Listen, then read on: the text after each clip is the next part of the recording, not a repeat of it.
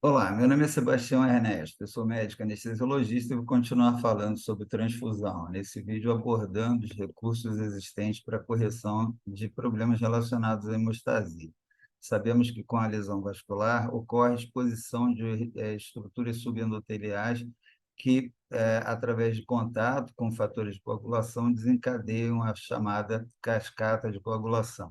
A primeira reação após essa lesão endotelial, essa lesão vascular, o estímulo à contração, reflexo miogênico que provoca a contração daquela estrutura vascular e, após a exposição desses fatores subendoteliais, ocorre a atração de plaquetas que vão, então, produzir a primeira fase da hemostasia, que é a agregação, a adesão plaquetária, que, na sequência, gera a produção de substâncias que vão produzir a agregação plaquetária, uma plaqueta ativando outra, numa sequência de produção de aglomerado de plaquetas, ao mesmo tempo que ocorre a outra fase de hemostasia, que depende primordialmente da ativação dos fatores de coagulação. A exposição do fator tecidual facilita a união com o fator 7, que produz uma estrutura química combinada, denominada ou apelidada de tenase. Essa junção do fator 7 ativado pelo fator tecidual, então, ativa o fator 10 e aí desencadeia aquela cascata de coagulação que tem como finalidade a produção de polímeros de fibrina que vão se depositar sobre os agregados plaquetários para dar estabilidade àquela estrutura formada de tamponamento para tentar produzir a hemostasia, ou seja, interromper aquele sangramento.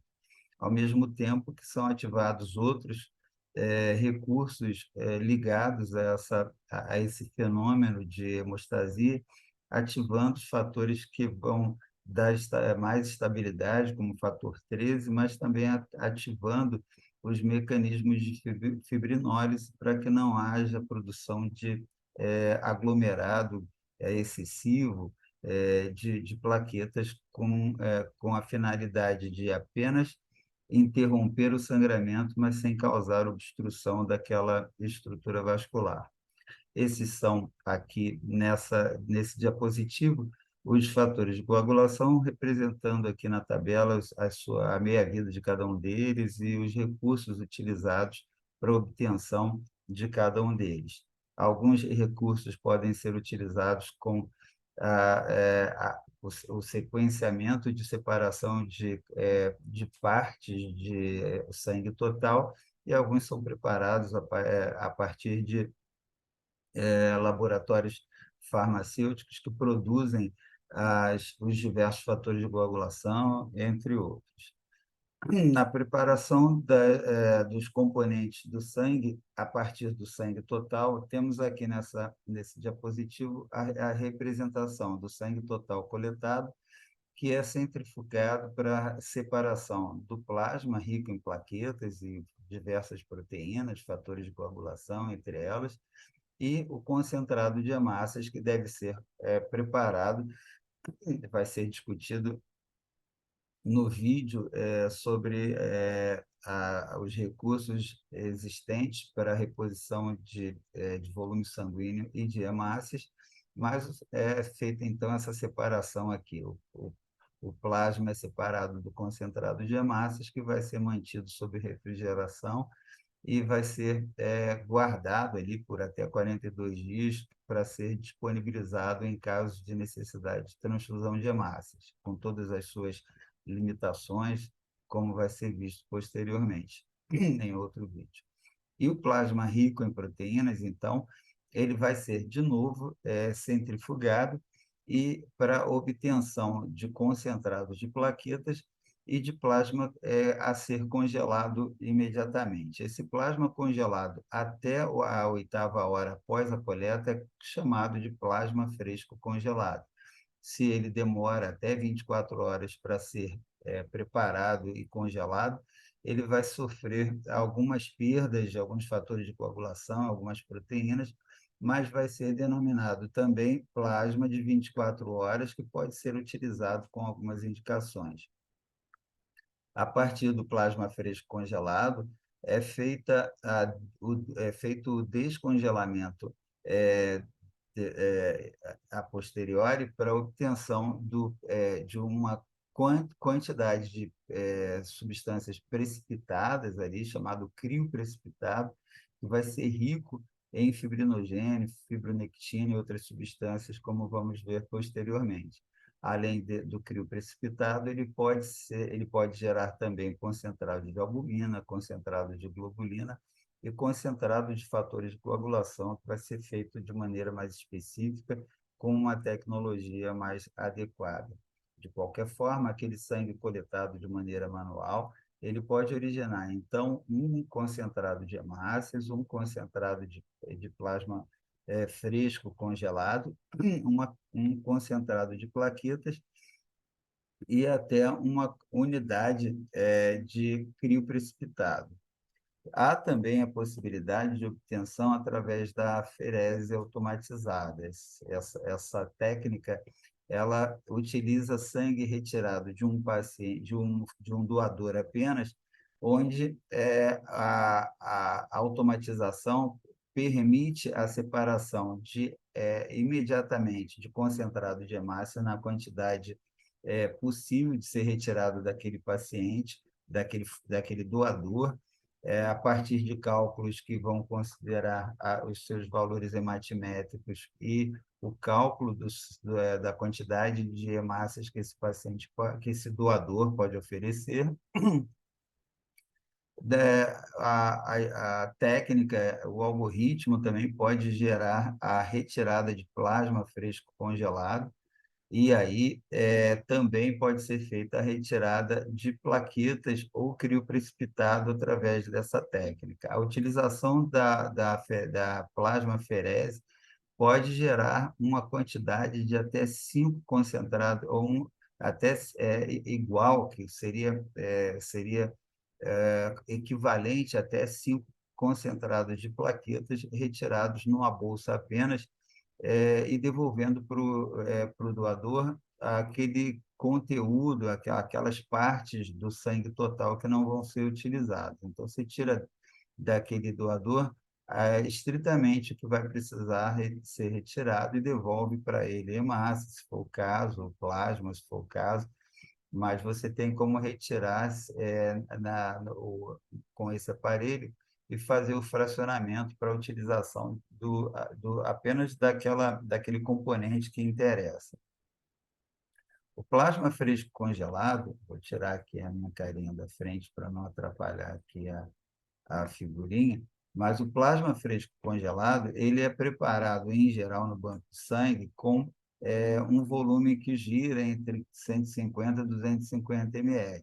Esse plasma fresco congelado, como eu disse anteriormente, ele tem que ser congelado até 8 horas após a coleta. Se demorar mais que isso, ele não é mais considerado plasma fresco congelado, ele vai ser considerado o plasma congelado de 24 horas, que, como eu disse, perde algumas características importantes. Ele deve ser congelado a menos 18 graus Celsius e permanece útil durante 12 meses. É o tempo de validade daquele plasma fresco congelado.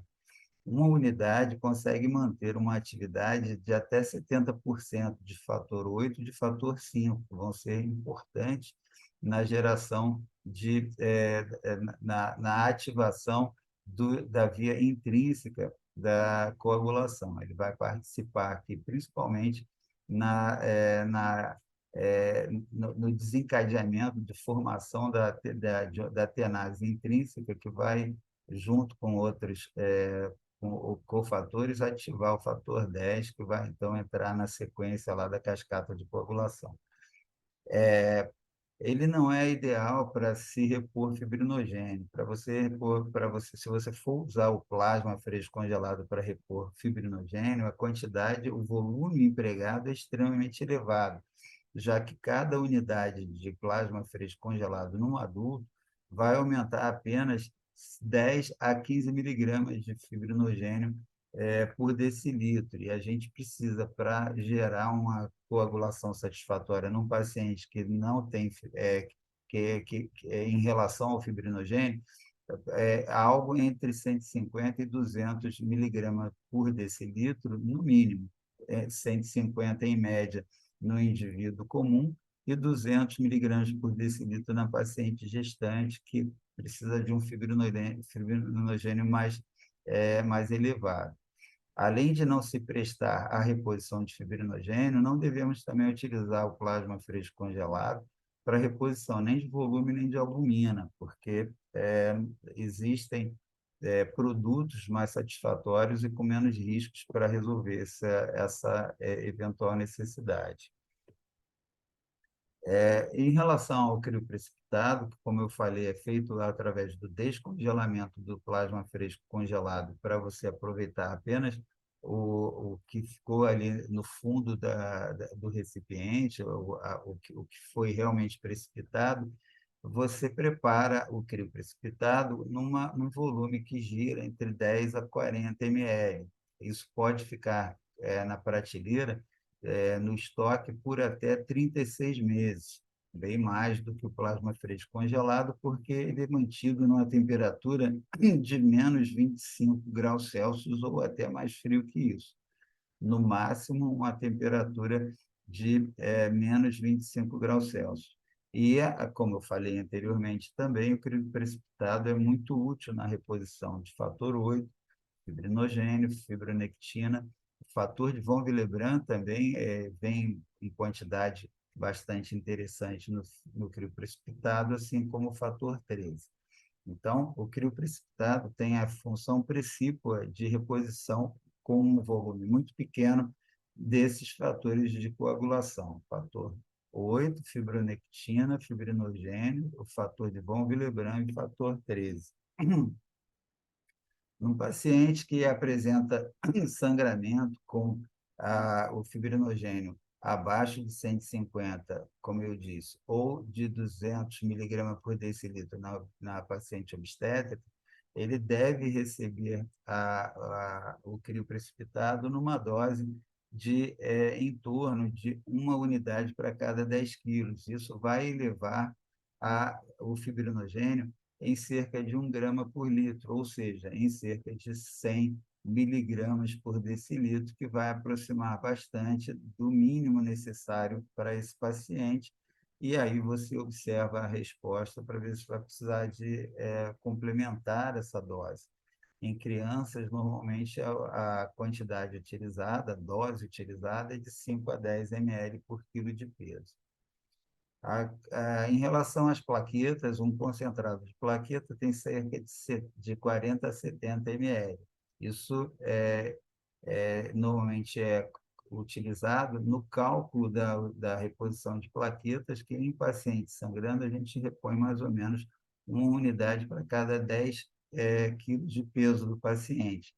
No pool de concentrados de plaquetas, como eu mencionei anteriormente, retirado em aferese automatizada, a gente consegue tirar uma quantidade que seja semelhante ou equivalente a 4 a 5 unidades de plaquetas retiradas ou obtidas através de retirada de sangue total de maneira manual. É importante que as plaquetas sejam utilizadas através de um grupo específico e essa plaqueta ela normalmente vai ser mantida durante o seu período de estocagem numa temperatura de 20 a 24 graus Celsius para garantir a manutenção da atividade plaquetária. Devido a essa temperatura elevada, a plaqueta ela é estocada por, no máximo, 5 dias por causa do risco de contaminação. E, normalmente, ela vem sem leucócitos, que diminui bastante a incidência de algumas complicações relacionadas à transfusão. Essa tabela aqui, ela mostra as necessidades mínimas, segundo alguns protocolos, da quantidade de plaqueta para a realização de alguns procedimentos. Então, por exemplo, numa cirurgia cardíaca com circulação extracorpórea, numa neurocirurgia ou cirurgia oftalmológica intraocular, a necessidade de pelo menos 100 mil plaquetas por microlitro seria interessante para você manter uma segurança nesse paciente. E aí vão vários. Sugiro dar uma pausa aqui para ver os vários valores padronizados na maioria das fontes de literatura para você permitir a realização de alguns procedimentos ou se indicar a administração de transfusão de plaquetas para a realização dos mesmos. Por exemplo, uma raquianestesia, uma anestesia peridural, você tem que ter, segundo algumas fontes, para a raquianestesia, pelo menos 70 mil plaquetas por microlitro, enquanto na peridural, 80, 90 mil plaquetas por microlitro é o que se encontra na maioria das fontes literárias. E a utilização da plaqueta, ela pode ser feita de maneira preventiva em algumas outras situações clínicas que vão ser é, é, que eu sugiro que sejam buscadas na literatura. Nosso foco é mais anestesia, então, em relação à anestesia, para um paciente que vai ser submetido a uma cirurgia eletiva, com chance de sangramento, é importante que tenha pelo menos 50 mil plaquetas por microlitro de sangue no seu exame realizado.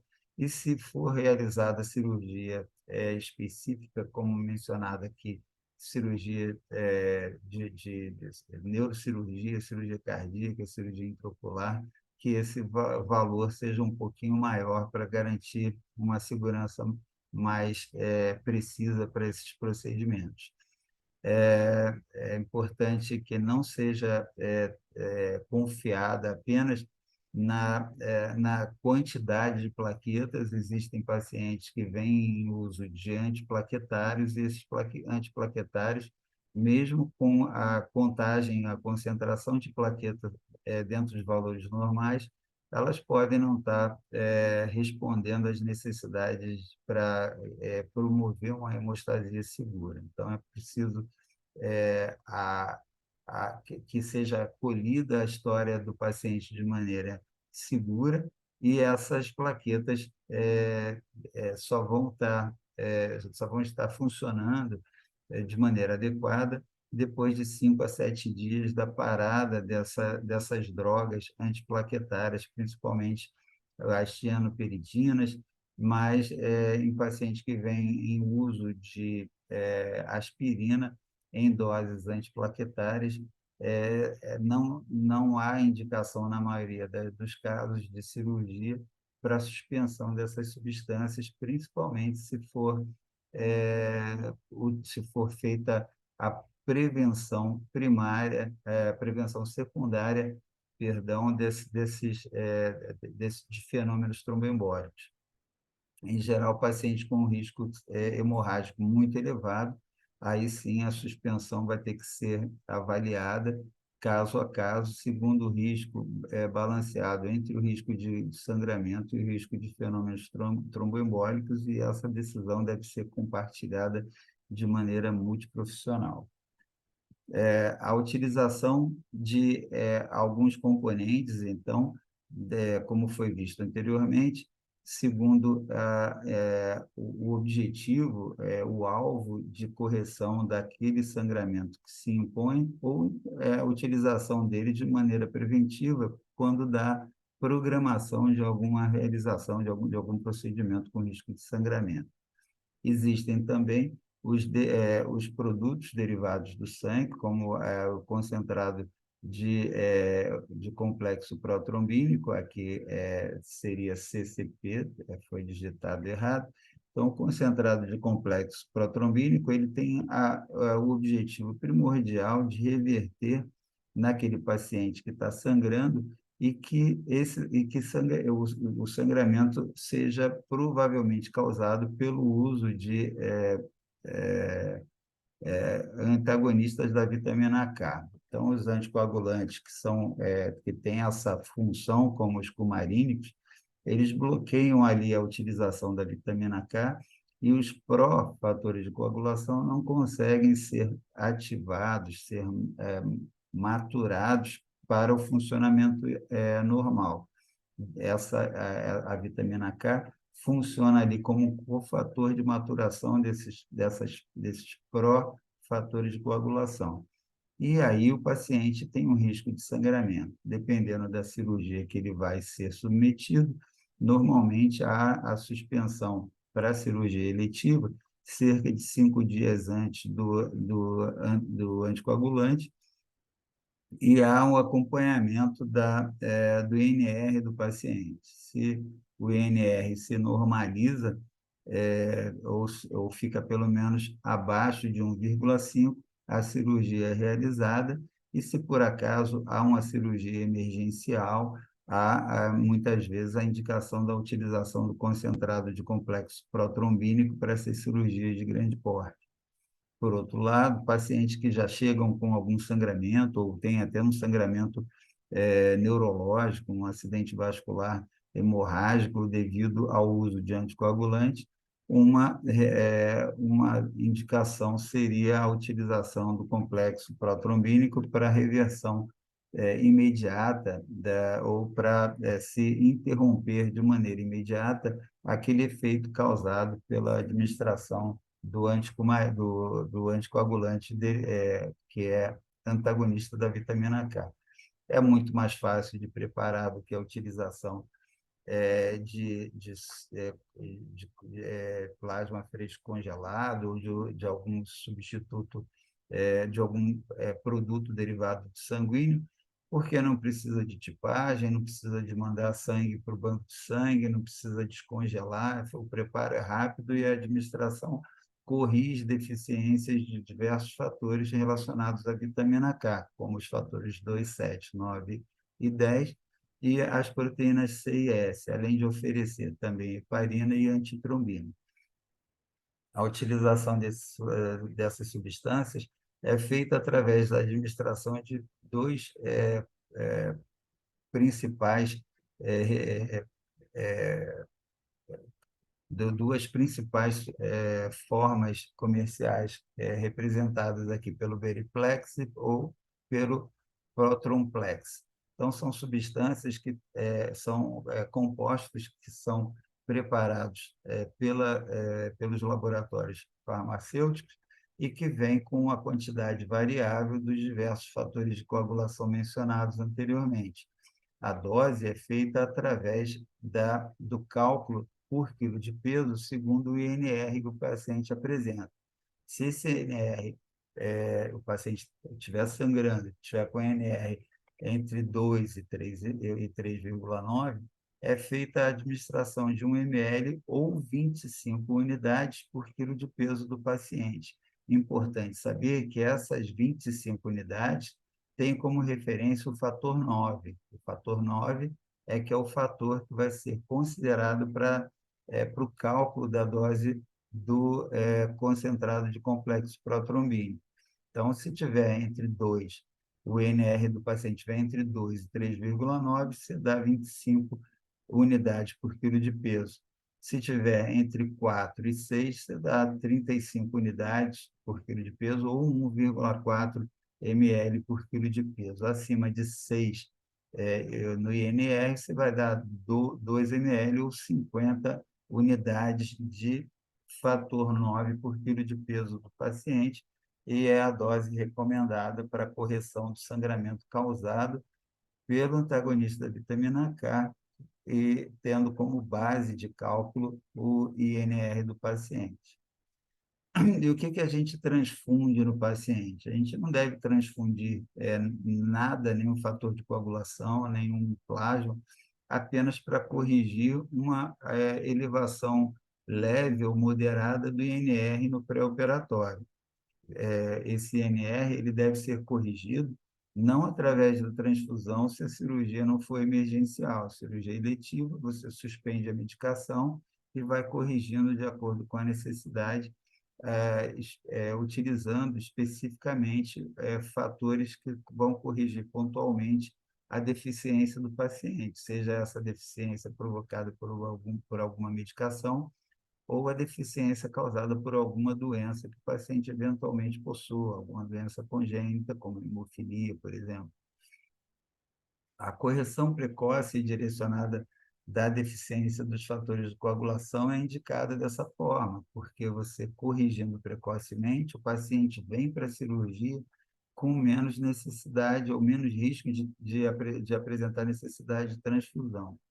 As hemorragias maciças, elas, em geral, acabam causando a necessidade, primeiro, de correção do cálcio, que é a hipocalcemia, acaba sendo uma consequência da transfusão maciça, devido à ação quelante do citrato, que é o anticoagulante do sangue transfundido.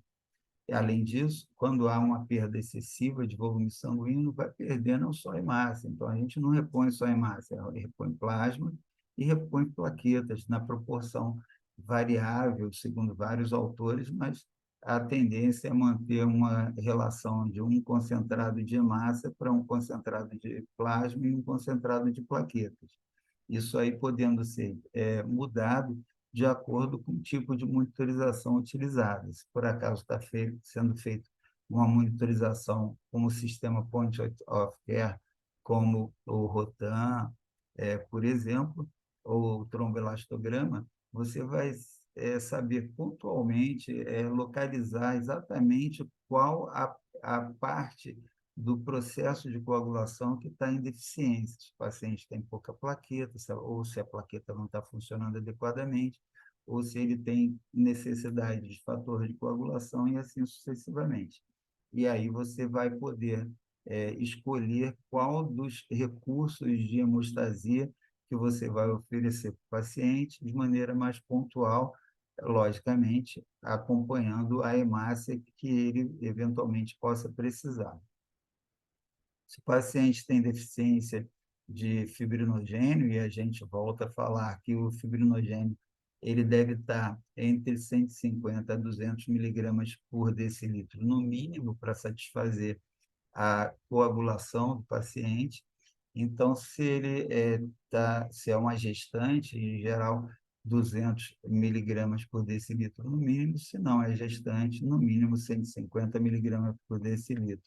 E a correção da hipofibrinogenemia, seja ela por patologia, por perdas e assim sucessivamente, deve ser preferencialmente, quando possível, às custas de concentrado de fibrinogênio na dose de 25 a 50 miligramas por quilo de peso. Se não há disponibilidade do concentrado de fibrinogênio, pode ser feita a utilização do crio precipitado em doses iniciais de 4 a 6 ml por quilo de peso e acompanhando na monitorização ou na observação do sangramento mantido ou não, para ver se vai ser necessário repor ou repetir a dose de crio precipitado.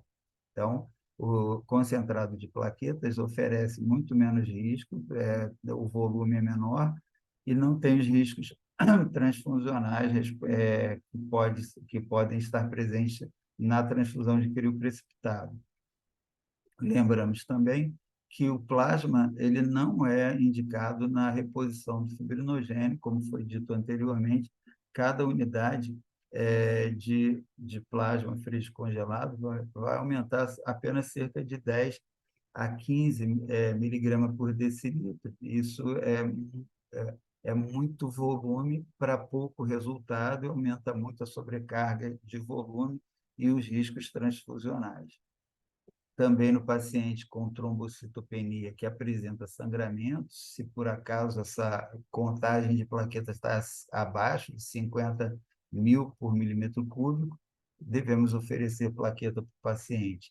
E mesmo se não tiver com essa plaquetometria reduzida, mas se o paciente vem em uso de antiplaquetários, principalmente na terapia conjugada, de dupla terapia antiplaquetária, e o paciente apresenta sangramento, então há uma probabilidade muito grande de não haver um funcionamento adequado das plaquetas. Então, a gente repõe a plaqueta também.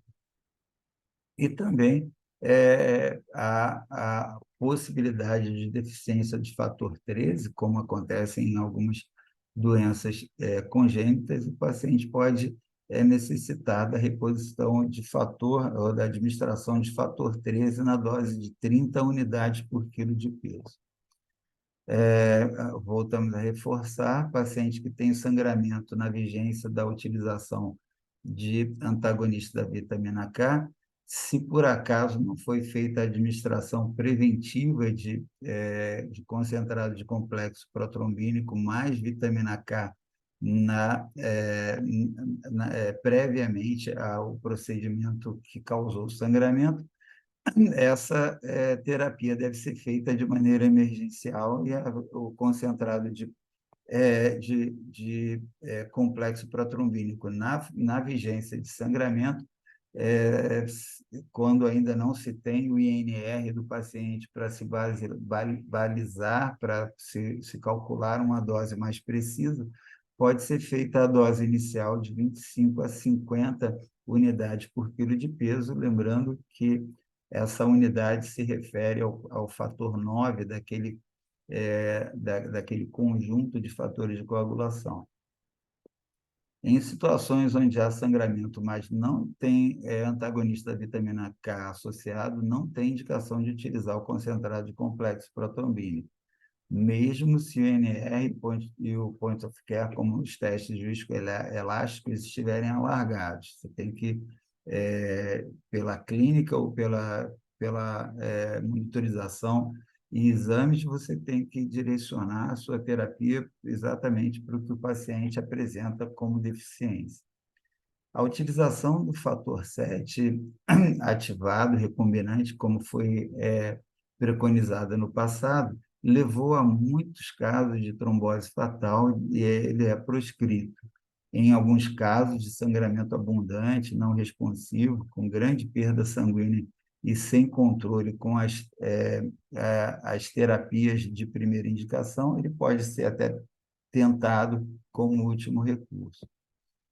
E nas condutas gerais de prevenção e auxílio à redução de sangramento, há um conjunto de cuidados que são muito importantes. Você deve manter o paciente normotérmico na medida do possível, manter o estado metabólico, eletrolítico e o pH do paciente o mais próximos do normal possível, e lembrando sempre que pacientes em acidose, porque sangraram, ele tem na acidose um recurso de proteção importante, graças ao efeito Bohr, que faz com que as hemácias liberem para o tecido o oxigênio com muito mais facilidade quando há acidose.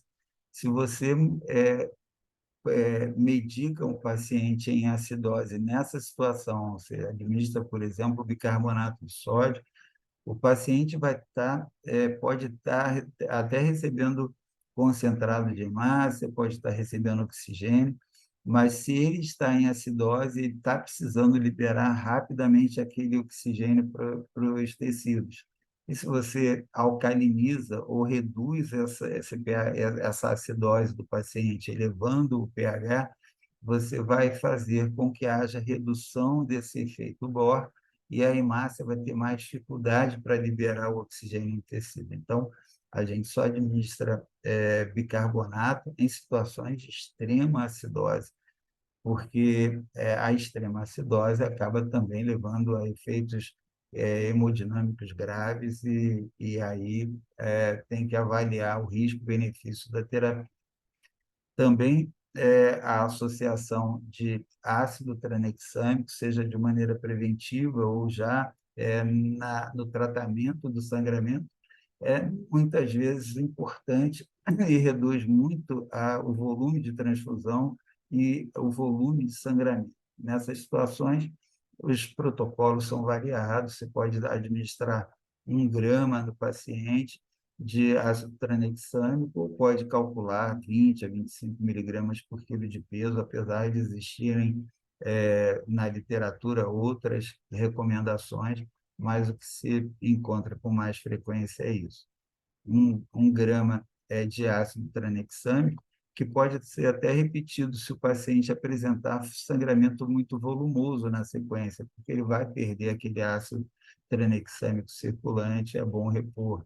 Se ele continuar sangrando, você pode repetir 8 horas depois, pode também deixar em infusão o ácido tranexâmico, existem várias recomendações, mas o ácido tranexâmico, como é visto aqui nessa figura, ele impede a transformação do plasminogênio em plasmina, e aí a plasmina, não sendo produzida, vai permanecer a fibrina ali por mais tempo, dando mais sustentação ao agregado plaquetário e reduzindo o sangramento por manutenção da hemostasia por mais tempo.